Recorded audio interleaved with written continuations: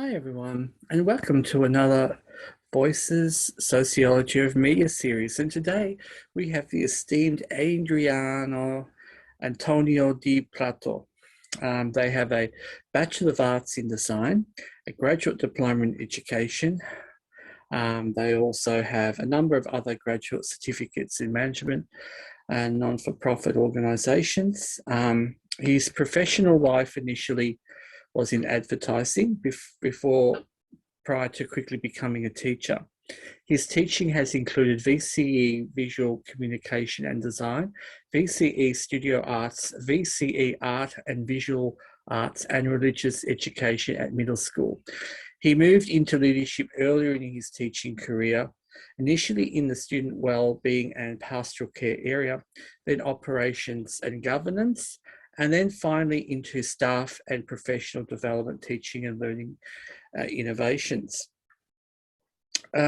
Adriano's broad academic scholarships has kind of fueled his new sense of direction. And where it's taken to him to now, through all his expertise, is that in March 2020, Adriano launched a new educational podcast series called Game Changers with co-host Associate Professor of Education and Enterprise, Dr. Philip Cummins. Listen Notes is the best podcast search engine in the world, trusted by 1.4 million people each month. And they have ranked as hashtag Game Changers in the top 2% most popular shows out of almost 5 million podcasts globally, making the show as one of Australia's leading educational podcasts. Adriano remains a pioneer in the use of social media as a profound tool to connect, share, challenge, and cultivate new learnings. He is a prolific in the area of Twitter and LinkedIn space, often sharing his thoughts on faith, learning, and life via links to his Tumblr blog titled Permission is Triumph. And in 2019 and 2020, Adriano was most honoured to be selected as the Educators AU annual hot list of movers and shakers in Australia education. Well, after that introduction, what more can I say? It's now over to the wonderful Adriano. Well, first of all, Ricky, thank you very much for the opportunity to have a few minutes to sit down and have a conversation with you. It's really interesting to get an idea about people's why. And when you ask a question around my story and better understanding that story, is I often then go to the question why I do what I do. Naturally, I think that the work that I do isn't the only thing that defines me, of course. But as we evolve as humans, so much of our work intrinsically becomes so much part of who we are, and instinctively part of who we are. And my whole kind of journey has been one that has forever remained curious. Curious about every aspect of learning, about living, about leading, and about working. And for me, it comes down to kind of two simple drivers in the way in which I wake up every day and tackle this world that we live in, a world that continually challenges us on so many levels, but also provides us with great opportunity, doesn't it? The first the first driver is around a self-actualization piece. And that is something that I've been very strong on, not only for myself, but of course for the young people in my care, the adults that I've served over the years in the schools that I've been part of, and now in private enterprise. And that's about finding the actions that are deeply rooted in love for self, for place, and for the other. And how we can continue to best position that love, not just for ourselves, but someone else, so that we can continue to discover new horizons and new opportunities. And that evolution has to happen by the deep tuning in, first of all, a deep understanding of of who I am. And I'm still on that journey. Trust me, I don't have the answers to that, that's for sure. I'm someone who continues to wrestle with that on a daily basis. But contemplation and reflection are definitely part of my regular practice, where at least I allow myself to step into that space of self-actualization and to discover the light, to discover the dark, and wrestle with that. But it all comes from the construct of love. It's really not more complicated than that. That's the first driver, the self-actualization piece. The second driver for me is around the piece for all, for the other. And I feel that when we are well and better in tune with who we are and what our purpose is and the passions that drive that purpose, then we can be so much more effective for the other. Because then we enter into that space without an ego. We enter into that space in the spirit of an ecosystem, where we're just one part of that cog, where we're actively supporting others and hopefully having some influence. They're having influence on us. We're having influence on them. There's a reciprocity that I think is beautiful when you enter into a dialogue with an open heart and an open mind. But surely the reason why we exist is to be in relationship with the other. And when we are in tune with ourselves and really comfortable with who we are, and then we can give so much of the other, I just feel that becomes, this human act of giving. There's a generosity there, there's a love there, there's a kindness there, that then becomes instinctual, with no agendas other than this kind of co-construction of our ongoing humanity. And that requires us to have a profound consciousness of the other. And that's about place and planet as well, because they are just as significant as people, right? In this landscape we live in. And so, Ricky, I try and live a life filled with gratitude. I try and live a life from the deep construct of love and not fear, because I think that's the alternative, right? That doesn't mean that I don't descend into the space of fear like anyone else would be. I'm as fallible as the next person, and as vulnerable. And there's been moments where you feel like you're on top of the mountain, and then there are times where there's moments where you feel that you're in a dark pit, and trying to navigate that space. But yeah, they're my fundamental two drivers. And for those listening to this, having the courage to unleash your why and embrace what burns inside of you has to be a big motivator, because that's ultimately about honoring your own truth, honoring your own heartbeat, honoring the sound of that heartbeat, and honoring your authentic self that the world wishes to see, and not another person afraid of their own possibility or their why. Just simply step into that and embrace it, warts and all. That really is so. It's really tapped something deep into me, because it's something that I guess for many years, it took me many years as a social worker to really kind of feel comfortable with being authentic in terms of, I always felt that revealing vulnerability was in fact something that I had to be careful, because it somehow would disclose that I'm not a good practitioner. But from what I'm hearing you're saying is that maybe if we embrace some of our vulnerabilities in a way and authenticate who we are as listen to our heartbeats, perhaps we can even become a better practitioner. Yeah, absolutely. I mean, I feel we have a responsibility to honor this truth that you're just talking about there, and that we should embrace that privilege and the price of it, right? Because there's both. And we should give it life. We shouldn't speak to ourselves in a way that starts from a position of deficit.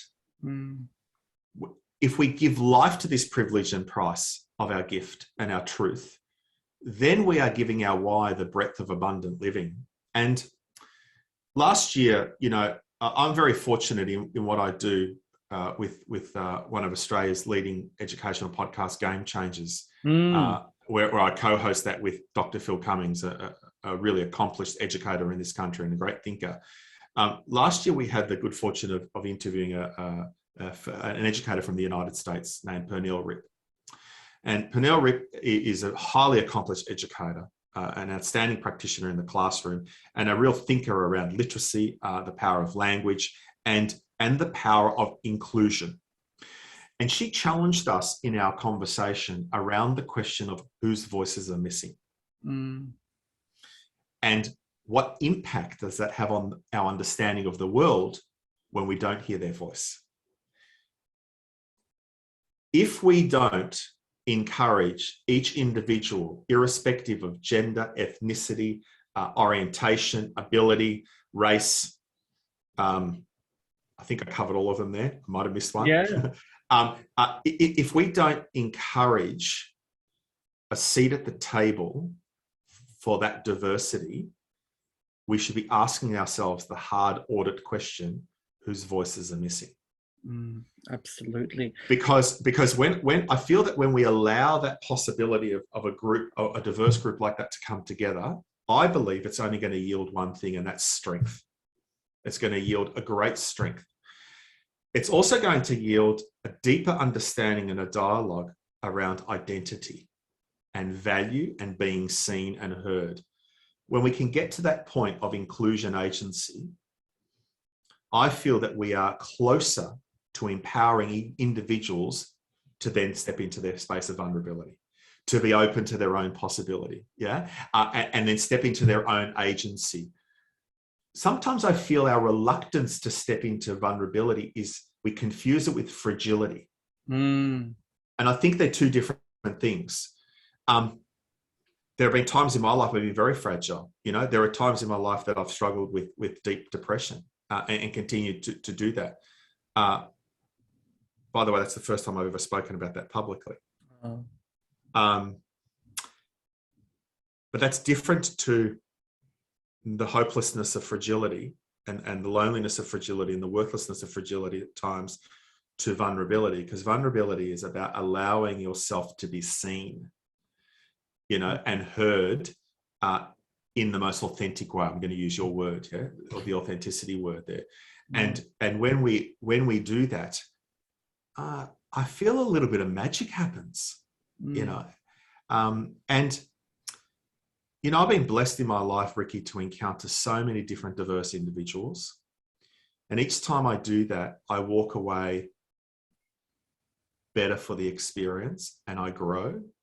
And I mean better, not just for myself, but for a broader audience. I'll give you a quick example, and then I'll shut up because I'm talking too much. Please don't. I'll give you a quick example. I remember one day reading the Uluru Statement of the Heart and thinking to myself, well, I'm a very progressive thinker here. I'm very open to all this. I thought, what a beautiful document that is, and a statement and a representation of a people who have been oppressed for quite some time and not seen, and finding their voice. But can I tell you that I read it from a transactional point of view. Here I'm thinking I'm a progressive, white man, middle-aged white man, being open to its possibility. But I read it from a functionary point of view. Let's just do it. Then in 2019, I was at this event in Byron Bay where there was about 200 of Australia's most diverse thinkers and innovators from every industry, and we're all invited to attend. And there was a young Aboriginal individual there named Levi. Oh. And I think you might know. Anyway, we're in a yarning circle where we're talking about the Uluru Statement. Anyway, he read it. And I went from the transactional of me reading it to the transformational of me feeling it. And it's those aha moments that you have, that you realize that in the absence of inviting people to the table, the absence of having whose voice is missing and not filling that void, then the danger is it will always be transactional, that we're doing it because it feels good and we feel like we're doing the right thing and we're ticking off the equity box in our employment, But when it's authentic, when a person who has been deeply affected by the atrocities over time, whether it's through generational trauma or immediate trauma, firsthand, when they are reading it forces you into a space of feeling its significance instead of reading it from a procedural point of view and then ticking it off. Gee, we're a good company, we've attended to this. Feeling it is the transformational element. And then how do we create more opportunities in our daily lives, in our professional lives, in our personal lives, where we allow the possibility of the other to inform and move us so that we become more significant. And that's, I think, our challenge.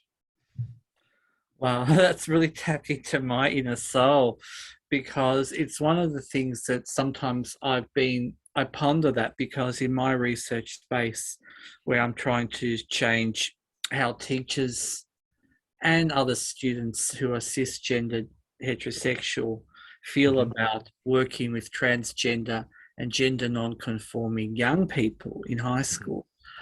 And sometimes I know in my journey and with my supervisor, we talked about, and I remember him saying clearly to me, Ricky, you have to keep thinking that your audience has to be everyone. You've got to take people along in the journey if you want to enact change. And it's really, as you're saying so clearly, the other, and I want to bring people along.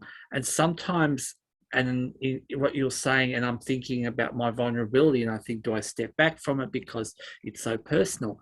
And with my journey, and I've shared this many times to people, that, as a teacher, when I've opened up and said to schools, look, I'm affirming my gender, and I remember no school after that would hire me and I went for over 45 interviews. And it is interesting, I keep saying, when I don't disclose in my CV I'm transgender, and when I come in and then I because visually I look different, and it's a silence. And I remember two principals pulled me aside and they said, Ricky, if once you've transitioned fully as a woman, we could definitely have you on board.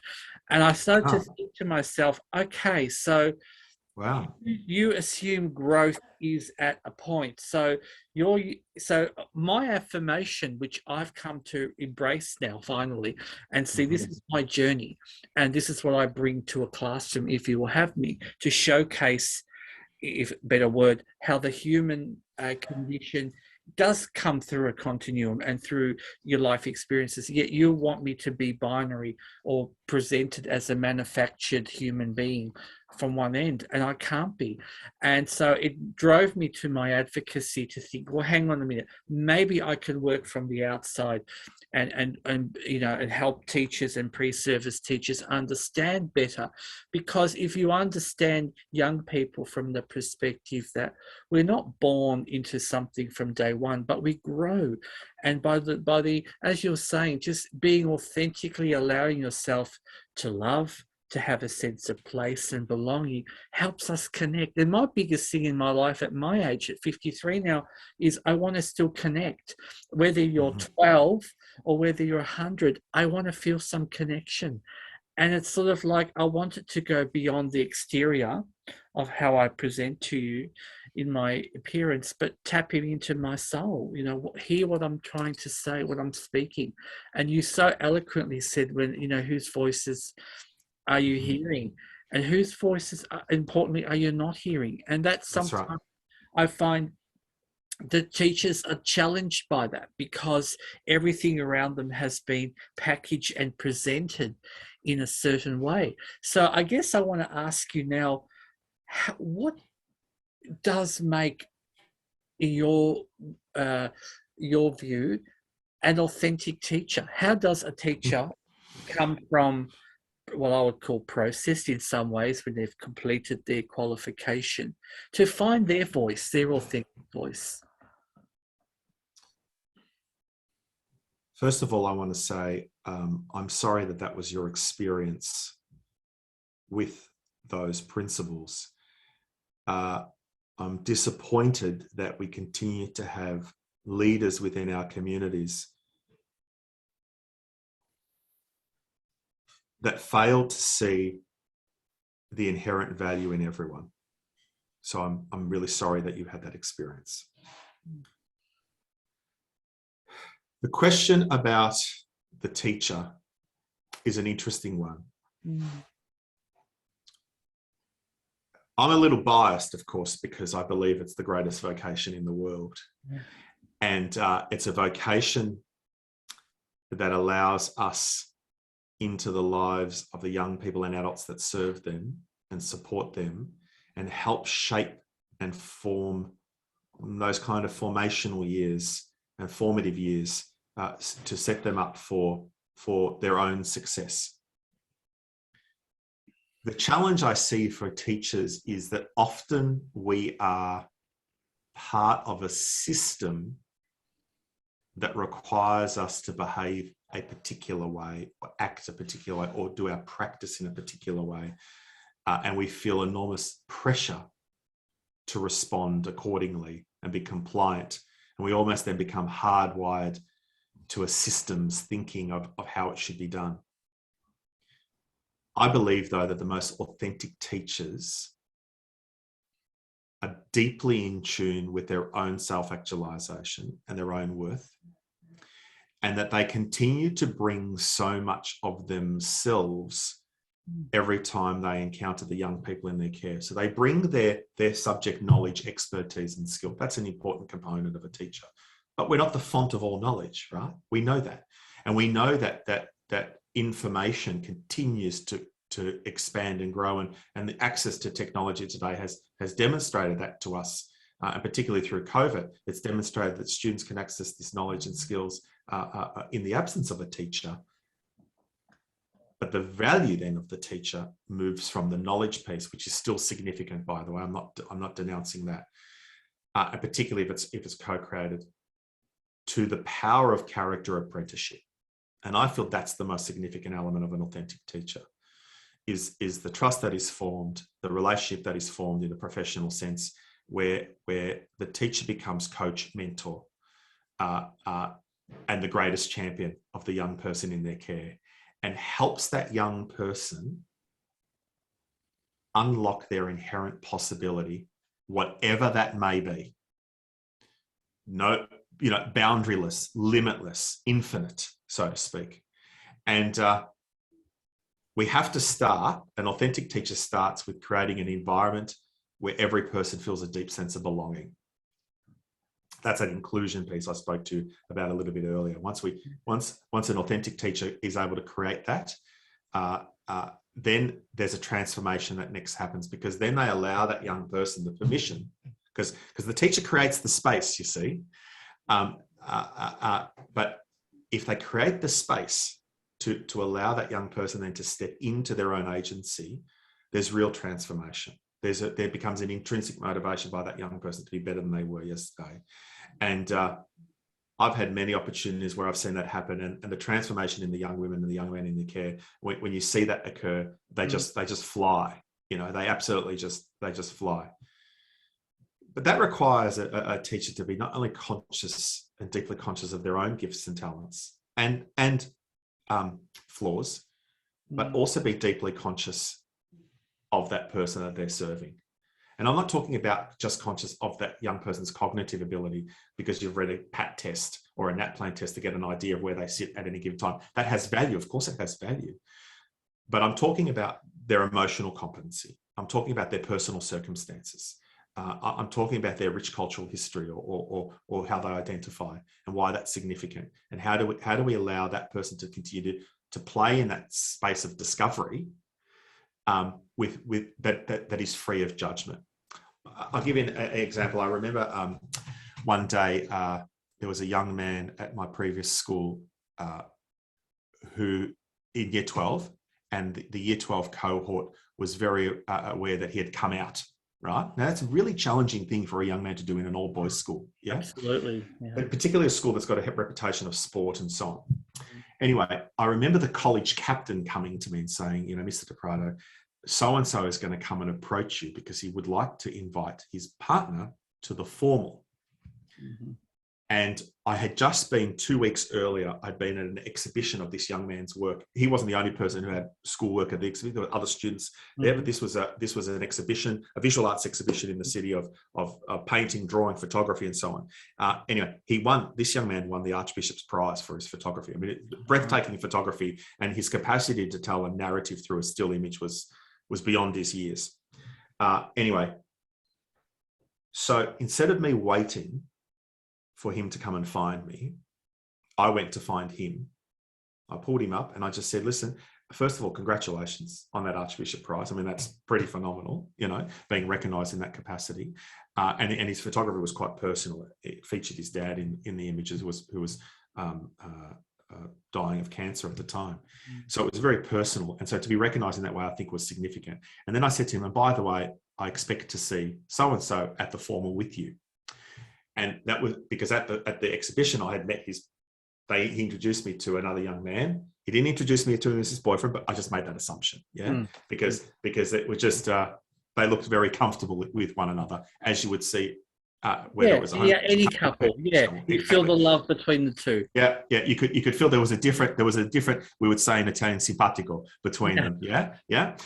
Anyway, I just left it at that. No bells, whistles. Now, of course, this was a strong Catholic school, and we understand what a church's perception might be of some of those things. So before I made that offer, I had a lengthy conversation with the principal, and we said, well, our mission is to love them all and love them all equally. I mean, that's what a gospel calls me to be.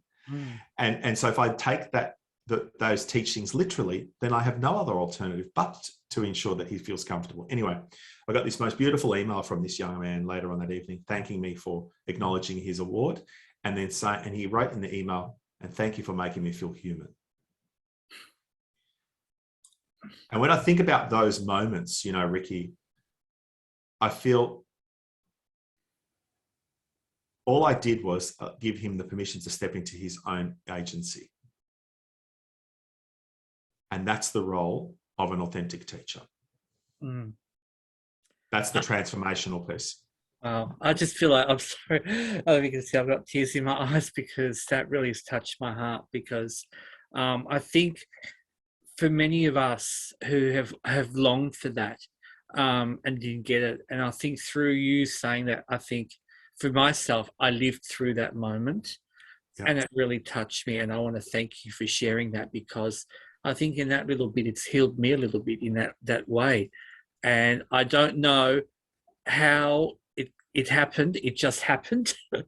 But I want to thank you for that, because, and for anyone listening, any teachers, whether you work in welfare, social work, or psychiatry, or psychology, health, take that on board. It's like whatever profession you do, being your authentic self and recognizing the humanness of that situation. You could have taken this from many different perspectives, but you really put yourself, you drove within the power, that privilege that you have, but then you stepped back and you created a situation that allowed that young person to affirm himself. And, as somebody who's gone through many years, and I remember I was with the Catholic system in the 80s, it's you look for the one event, one thing in your school year that can validate you of who you are in terms of your identity. And that young person will always remember that you accepted that without words. You didn't have to explicitly say, it's okay to be gay, all that sort of cliche. You just took it on a very authentic space, as you would do if it was binary, cisgendered male and female. You just allowed the two people together, and you allowed that space to occur. And for that, I want to thank you. And really, it affirms, it shows me that how much power we can have as teachers to change. It's not just about academic, but as you're showing us today, it's really impacting the social capital or skills in terms of living together and connecting as humans. Well, the thing I want to say is that I didn't do this alone, right? Because what I mean is that I had a conversation with my then boss, who of course said, it's a no-brainer, Adriano. And then when you have the college captain come and approach you, I have a strong sense that I have a cohort of young men who are very accepting of everyone, irrespective of their orientation. And what's it my place to ask what people's orientation is? It's not. My responsibility as an educator is to ensure that they can step into their identity agency. That's my responsibility. And so then when I step out of any kind of thought of judgment, then the decision is very easy. And it's not even then a decision, it just becomes an instinctual thing that you do. And guess what? The sky didn't fall in, right? You know, no one was offended at the formal, you know, and it was done in a way that was designed to ensure that we normalize these things. And everyone had a great night. And I suppose, you know, just listening to you and the impact that story had on you, fortunately, we're now in a different generation, aren't we? We're a generation where I feel that younger people are more deeply conscious about the other. They are deeply conscious about our planet and climate change. They are deeply conscious about issues of race and discrimination. And we see volumes of young people supporting movements like Black Lives Matter, you know, both for our Indigenous Australians or people of colour overseas. We also see young people being very deeply conscious when it comes to issues around gender equity. I mean, look at the phenomenal rise of people like Grace Tame and Bridget Higgins, you know, through real awful things that occurred to them at the hands of men in that context, how they've been able to find their voice and be a voice for so many that are voiceless, and the support they get. You know, we see young people have a deep consciousness about mental health and its impact, you know, on young people. We read horrific statistics about 1 in 5 between 15 and 19 are impacted by some probable mental health issue. That's a pandemic in itself in a developed country like Australia. But we've got young people who are deeply conscious about these things and are open to the possibility of the other. So what that does for me is that it fills me with enormous hope that it may not have been the norm when you were their age or when I was their age, and we're not that far apart in age, right? But it gives me hope that generations to come won't have a principal say, well, we'll only hire you when you transition, you know? And it gives me enormous hope that things are going to change. And what it also gives me is it empowers me to continue to be daringly great around making change, you know, or daring greatly, as Brene Brown would say, you know, because in the absence of that kind of hope-filled approach that I'm sharing with you here, in the absence of that, what do we have? We have a world in the grips of fear, the world in the grips of hate, or a world in the grips of difference, as opposed to a world that's in the grip of the construct of love, of compassion, of forgiveness, of daring greatly about self, place, and the other, of actively wanting to live life abundantly by stepping into a dialogue with the other and being open to their possibility and being open to our own awakenings of sorts. You know, it's a bit like I don't know if you're familiar with Theodore Roosevelt's famous poem or quote around the man in the arena. That he said this in 1913 or something like that. And the whole idea of the man in the arena is it's got two constructs. It's got love or fear, you know, and the construct of fear is represented in the man arena by the critic or the spectator in the stand. Yeah, either someone who judges the aspiration of others, or often negatively, or even could be passive. They're just simply, you know, existing instead of living. That's how fear is represented in his poem. But love is represented in the person who gets into the arena, who feels the dust between their toes, the sweat on their hands, and is prepared to turn up and have a crack at living. And I feel that we have a responsibility in education to help young people find the courage and the empowerment to be the person who steps inside of the arena, as opposed to the critic or the spectator who's judging or being passive. I think that's our responsibility. I think that's a wonderful point to kind of tie up everything and leave people with those ideas. And if people are interested to hear more about your ideas, where can people reach you?